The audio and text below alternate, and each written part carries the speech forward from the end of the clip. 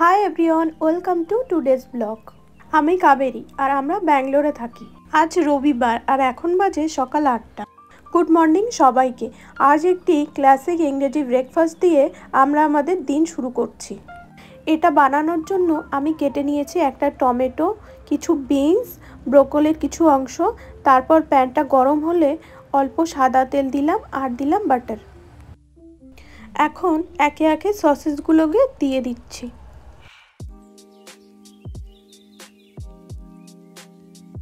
আমি দুজনের জন্য বানাচ্ছি তাই 10টা মতো দিলাম। এবার সেম প্যানে একটা টমেটোকে মাঝ বরাবর কেটে দুভাগ করে রাখা টমেটোটাকে দিলাম। তারপর লম্বা লম্বা করে কেটে রাখা কিছু ফ্রেশ বিনস আর ব্রোকলিটাকেও দিয়ে দিলাম। এখানে আমি ব্রোকলিটাকেও খুব বেশি ছোট ছোট করিনি, মিডিয়াম সাইজে রেখেছি। আর দিলাম কিছু লম্বা লম্বা করে কেটে রাখা পেঁয়াজ। এটা অপশনাল, কেউ চাইলে নাও দিতে পারে। গ্যাসের হিটটা আমি একদম লো করে দিয়েছি কারণ এটা হালকা আঁচে ভাজতে হবে। সসেজের একটা সাইড হালকা হালকা হয়ে গেছে, যে কারণে আমি উল্টে দিলাম সসেজগুলোকে। এখন সবজিগুলোর উপরে হালকা গোলমরিচের গুঁড়ো আর বিট লবণ দিচ্ছি। সসেজগুলোর উপরও একটু একটু গোলমরিচের গুঁড়ো দিয়েছি, একটু ঝাল ঝাল লাগলে ভালো লাগবে। সবজিগুলোকে হালকা আঁচে এপিট ওপিট করে ভেজে নিচ্ছি আমি। এটা যতক্ষণে কুক হচ্ছে আমি অন্য সাইডে একটা তাওয়া বসিয়ে দিয়েছি। তারপর আমার যে কটা ব্রেড দরকার আমি ব্রেডগুলোকে নিয়ে এখন সব কটাতে বাটার মাখিয়ে নিচ্ছি। তাওয়াটা গরম হলে একে একে সব ব্রেডগুলোকে দিয়ে দিলাম। আর আমার এই দিকে সবজিগুলো মোটামুটি কুক হয়ে এসেছে, আমি সবগুলোকে আবার একবার করে ওলট পালট করে দিলাম। ব্রেডটারও একটা সাইড হয়ে গেছে, আমি ব্রেডটার সাইডগুলো এখন চেঞ্জ করে দিচ্ছি। আমার সবজিটা পুরোপুরি কুক হয়ে গেছে, গ্যাসটা অফ করে দিলাম আর ব্রেডটাও হয়ে গেছে, সব একে একে আমি তুলে নিলাম। এবার আমি বানাবো এগ পোচ। এগ পোচ বানানোর জন্য তাওয়ায় অল্প একটু সাদা তেল দিলাম, তারপরে তেলটা গরম হলে ডিমটা ফাটিয়ে দিয়ে দিলাম আর ডিমের উপর থেকে হালকা গোলমরিচের গুঁড়ো আর বিট লবণ ছড়িয়ে দিচ্ছি। এখন সব রেডি। এবার সার্ভ করার জন্য আমি একটা ডিনার প্লেট নিয়ে নিয়েছি। তারপর একে একে egg poach, bread toast, sausage, পেঁয়াজ ফ্রাই, টমেটো, ব্রোকলি, বিনস দিয়ে প্লেটটাকে সাজিয়ে নিচ্ছি। আমাদের ব্রেকফাস্টের প্লেট এখন পুরোপুরি রেডি। সব কিছু রেডি হওয়ার পর দেখতে কিন্তু বেশ লাগছে। এবার নিয়ে চলে যাই ঘরে খাওয়ার জন্য। কেমন হয়েছে? ভালো হয়েছে। Thank you. এই ব্রেকফাস্টটা আমি এই ফার্স্ট টাইম বানালাম, খেতে কিন্তু ভালোই হয়েছিল। পরবর্তীকালে আবারও বানানো যেতে পারে। এখন বাজে বিকাল 5টা। দুপুরে লাঞ্চের পরে দুজনেই একটু ঘুমিয়ে পড়েছিলাম। তারপরে এখন আমরা রেডি হয়ে একটু বাইরে বেরোচ্ছি। আজকে রবিবার, আর রবিবারে কোথাও না বেরোলেও ভালো লাগে না। আমরা এখন যাব বাড়ির টুকটাক জিনিস শপিং করতে, আর শপিংয়ের পর কোথায় যাব এখনও কিছু ঠিক হয়নি। এখন বিকাল 5টা বাজলেও এখনও বাইরে রৌদ্র আছে। আমরা এখন যাচ্ছি রোল্লা হাইপার মার্কেটে শপিং করার জন্য। আমরা একটু আগে আগেই বেরোলাম কারণ বাইরের কাজ সেরে আমরা তাড়াতাড়ি বাড়ি চলে আসতে পারবো। আমরা এসে পড়েছি হাইপার মার্কেটে, চলুন ভেতরটা দেখাই। এখানে গ্রসারি আইটেম থেকে শুরু করে পোশাক, রান্নাঘরের সমস্ত আইটেম, বাড়ি সাজাবার জিনিসপত্র যেমন শোপিস, ফুলদানি, আরও অনেক জিনিসপত্র এখানে পাওয়া যায়। অন্যান্য জায়গার তুলনায় এখানে জিনিসপত্রের দামটা একটু বেশি, কিন্তু কোয়ালিটি অনেক ভালো। আর একটা জিনিসের অনেকগুলো করে ভ্যারাইটি আছে। আমাদের হানিটা শেষ হয়ে গেছে, যে কারণে এখন একটা হানি নেব। এমআরপি আছে 240 টাকা, 6% মতো অফ আছে। এখন আমরা চলে এসেছি রান্নাঘরের জিনিসপত্রের সেকশানে, যদিও এখান থেকে কিছু নেওয়ার নেই। এই হ্যান্ড ওয়াশের কৌটোটা বেশ ভালো লাগলো, পরে যখন আসবো এই ধরনের একটা নিয়ে নেব। এইগুলোর 300 350 মতো করে দাম আছে, অনেক ধরনের ভ্যারাইটি আছে। আর এখন এই জিনিসগুলোর উপরে 20% করে অফও চলছে। আর এখানে আছে স্টিলের থালা, কাপ, গ্লাস।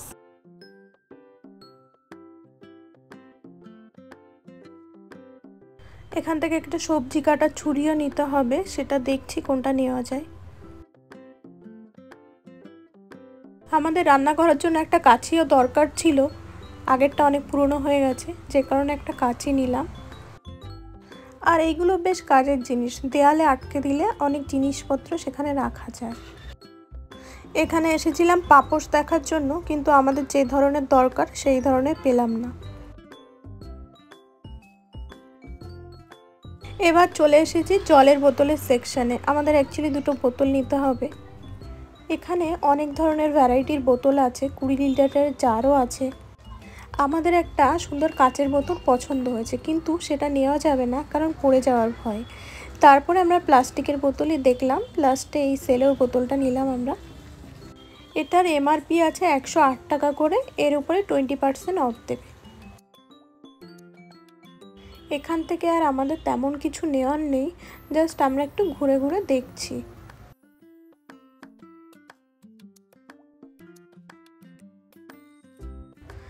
এখানে দেখতে পাচ্ছি আছে নানা ধরনের এসেন্স আর হিং। জুস টাইপের কিছু খেতে মন চাইছিল, তার জন্য এখান থেকে একটা অ্যাপি ফিজ নিয়ে নিলাম। এখানে সবজিগুলো বেশ তরতাজা, কিন্তু আমরা এখান থেকে সবজি কিছু কিনবো না, আমরা অনলাইন থেকে নিয়ে নেব। ব্যাস আমাদের সব কেনাকাটা হয়ে গেছে, বাড়ি গিয়ে দেখাবো কি কি নিলাম। এখন আমরা যাচ্ছি বিল করতে। ঘর সাজানোর জন্য কেউ যদি ছোট ছোট ফুল গাছ নিতে চায় এখান থেকে নিতে পারবে, খুব সুন্দর সুন্দর ফুল আছে। এবার আমরা এসে গেছি বিলিং কাউন্টারে। বিলিং কাউন্টারের সামনেও কিছু আর্টিফিশিয়াল ফুলের গাছ সাজানো আছে। আমাদের বিল হয়ে গেছে, এবার আমরা বেরিয়ে পড়েছি। কোথায় যাব জানি না, তবে আশপাশটা একটু ঘুরে দেখব। আমরা আজ বেশি কিছু কেনাকাটা করিনি, তার জন্য আধ ঘন্টার মধ্যে আমাদের সব কিছু হয়ে গেছে। আমাদের লেফট সাইডে যে রোডটা দেখা যাচ্ছে সেটা হলো ব্যাঙ্গালোরের নাইস রোড। নাইস রোড হলো একটি 111 কিলোমিটার দৈর্ঘ্যের এক্সপ্রেসওয়ে, যা বেঙ্গালুরু আর মাইসুরকে সংযুক্ত করে। নাইস রোড হলো কয়েকটি রাস্তার মধ্যে একটি, যেখানে তারা টু হুইলারের জন্য টোল আদায় করে। এই রোডে টোলও অনেক বেশি অন্য রোডের তুলনায়, আর রাতে এখানে টু হুইলারও অ্যালাউ নেই। আমরা ঘুরতে ঘুরতে এখন অন্য একটা রাস্তায় ঢুকে গেছি, তো কোথায় আছি এখন নিজেরাও জানি না। তবে এই জায়গাগুলো দেখেই বোঝা যাচ্ছে অন্য জায়গার মতো এই জায়গাগুলো এখনো অতটা ডেভেলপড হয়নি। এখানে প্রচুর ফাঁকা জায়গা আছে যেখানে এখনো বাড়িঘর হয়নি, হয়তো ফিউচারে ডেভেলপ হবে। আমরা এখন একটা মন্দিরের সামনে দিয়ে যাচ্ছি, যে মন্দিরটাতে শ্রীরামের ব্যানার টানানো আছে। এটা রাম মন্দির কিনা জানি না, কারণ কানাডিয়ান ল্যাঙ্গুয়েজে লেখা আছে, যেটা আমি পড়তে পারি না। আমাদের ওখানের তুলনায় সাউথে মন্দিরের সংখ্যা কিন্তু বেশি, এই জিনিসটা আমি লক্ষ্য করেছি, আর আমার এটা খুব ভালোও লাগে।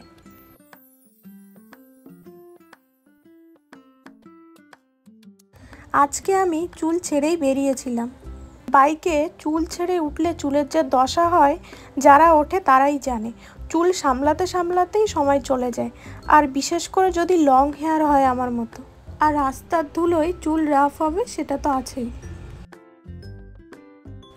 এখন আমরা আমাদের চেনা রাস্তায় এসে গেছি, এখন প্রায় সন্ধ্যা হয়ে এসেছে। আমরা এখন যে রাস্তাটা দিয়ে যাচ্ছি, রাস্তাটার পাশে বড় একটা জলাশয় আছে, আর জলাশয়ের পাশ দিয়ে বড় বড় পাথর এনে রেখেছে, মনে হয় নতুন বিল্ডিংয়ের কাজ হবে এখানে। যাই হোক, আমরা এখন বাড়ি ফিরছি। বাড়ি ফিরে শপিং করেছি, জিনিসপত্রগুলো বাড়িতে রেখে লন্ড্রিতে যে জামা কাপড়গুলো দিতে হবে সেগুলো নিয়ে বেরোবো। লন্ড্রিতে দেওয়ার জন্য জামা কাপড়গুলো নিয়ে বেরিয়ে পড়েছি। বাড়ি থেকে লন্ড্রিটা একটু দূরে আছে, যে কারণে একটু সময়ও লাগে। আমরা এখন লন্ড্রিতে পৌঁছে গেছি। আমার হাজব্যান্ড এখন জামা কাপড়গুলো দিতে উপরে যাচ্ছে। লন্ড্রির সামনেই দেখলাম একটা কুকুর শুয়ে আছে, আশেপাশের কারো পোষা কুকুর হবে। আমি ওর গায়ে একটু হাত বুলিয়ে দিলাম, কিছু বললো না আমাকে। আমাদের সব কাজ শেষ, এবার আমরা যাচ্ছি স্ট্রিট ফুড খাওয়ার জন্য। সামনেই একটা দোকানে চলে এসেছি, নাম 5 স্টার। গিয়ে দেখি কি কি খাবার পাওয়া যায়। মেনু কার্ড দেখে আমরা দুজন দুটো ক্রিস্পার রোল অর্ডার করেছি। বলল 10 থেকে 15 মিনিট সময় লাগবে, যে কারণে আমি এখন বসে আছি রোলটা কখন দেবে সেই আশায়। 10 মিনিট পর আমাদের রোলটা দিয়ে দিল। রোলটার সাথে একটা কেচাপ টাইপের কিছু একটা দিয়েছে, কিন্তু এটা টমেটো কেচাপ নয়, একটু ঝাল ঝাল টাইপের ছিল। টেস্টটা ভালোই ছিল, কিন্তু একটু স্পাইসি লাগলো। এই রোল দুটো পার পিস 85 টাকা করে নিয়েছে, কিন্তু এটাতে চিকেনের পরিমাণ বেশ ভালোই ছিল। খাওয়া দাওয়া শেষ করে আমরা এখন যাচ্ছি চিকেনের শপে। আমরা আজকে একটা দেশি মুরগি নেব। ওখানে দুটোই মাত্র দেশি মুরগি ছিল, বাকিগুলো সব পোলট্রি ছিল। তার মধ্যে থেকে আমরা একটা দিতে বললাম। ব্যাঙ্গালোরে এখন পোলট্রির দাম 240 টাকা পার কেজি, আর দেশি মুরগির দাম 350 টাকা পার কেজি। আমরা এখন বাড়ি চলে এসেছি। আজকে কি কি কেনাকাটা করলাম সেগুলো এখন বের করে রাখি। আজকে আমরা দুটো জলের বোতল নিলাম, যেটা 92 টাকা করে নিয়েছি। আর কিছু টুকটাক খাওয়ার জিনিসপত্র নিয়েছি। বড়ি নিয়েছি, ডাল নিয়েছি, একটা কাঁচি নিয়েছি, একটা ছুরি নিয়েছি সবজি কাটার জন্য, অ্যাপি ফিশ নিয়েছি, একটা মধু নিয়েছি, একটা প্রিল নিয়েছি থালা বাসন মাজবার জন্য, আর দুটো ওয়াল হুক আর দুটো ব্রাশ নিয়েছি। ছুরিটাকে দেখে মনে হচ্ছে বেশ ভালো ধার আছে আর টেকসইও হবে। আজকের দেশি চিকেনটা বানাবে আমার হাজব্যান্ড, তার জন্য চিকেনটাকে ধুয়ে ম্যারিনেশন শুরুও করে দিয়েছে। আজকের চিকেনটার গোটা অবস্থায় ওজন ছিল 1 কেজি 800 গ্রাম। ম্যারিনেশন করার জন্য চিকেনটাকে ভালো করে ধুয়ে তার মধ্যে 2 চামচ লবণ, 2 চামচ হলুদ গুঁড়ো, 2 চামচ জিরা গুঁড়ো, 2 চামচ কাশ্মীরি রেড চিলি পাউডার, 2 চামচ ধনে গুঁড়ো আর 1 চামচ red chili powder, half cup মতো দই, জিঞ্জার গার্লিক পেস্ট, সামান্য গরম মশলা দিয়ে ভালো করে মিশিয়ে নিচ্ছে। এটা 1 ঘন্টার জন্য এবার রেস্টে রেখে দেবে। আর অন্যদিকে আলু আর পেঁয়াজগুলোকে আমি ততক্ষণে কেটে নিয়েছি। তারপর কড়াইটা গরম হলে কড়াইয়ে সরিষার তেল দিল আর কেটে রাখা আলুগুলোকে দিয়ে দিল। এখন আলুগুলোকে হালকা সোনালি রঙের করে ভেজে নিচ্ছে। আলুটা ভাজা হয়ে গেলে সেম কড়াইয়ে দিয়ে দিল 6টা এলাচ, একটা দারচিনির টুকরো, কিছু লবঙ্গ। তারপরে দিল কেটে রাখা পেঁয়াজ আর একটা তেজপাতা। পেঁয়াজটা কিছুটা ভাজা হয়ে গেলে তার মধ্যে দিল টমেটো আর 4-5টা কাঁচা লঙ্কা। সবগুলোকে একটু ভেজে নিয়ে তারপরে ম্যারিনেশন করে রাখা চিকেনটাকে দিয়ে দিল। ও চিকেনটা ওইদিকে কষাচ্ছে আর আমি টিভিটা চালিয়েছি একটা মুভি দেখবো বলে। তারপরে আমরা ঠিক করলাম যে শেরশাহ মুভিটা দেখব।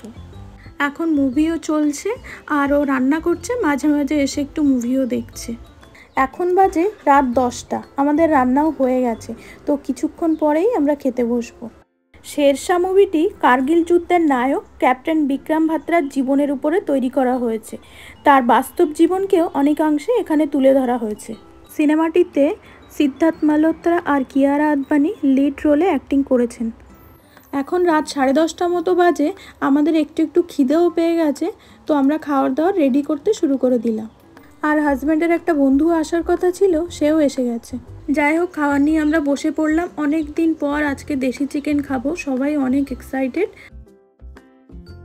আজকের চিকেনটা হয়েছিল অনেক টেস্টি। চিকেনটা দেখতে কেমন লাগছে সবাই জানিও কিন্তু। আজকের ব্লগটা এখানেই শেষ করলাম। Thank you, good night.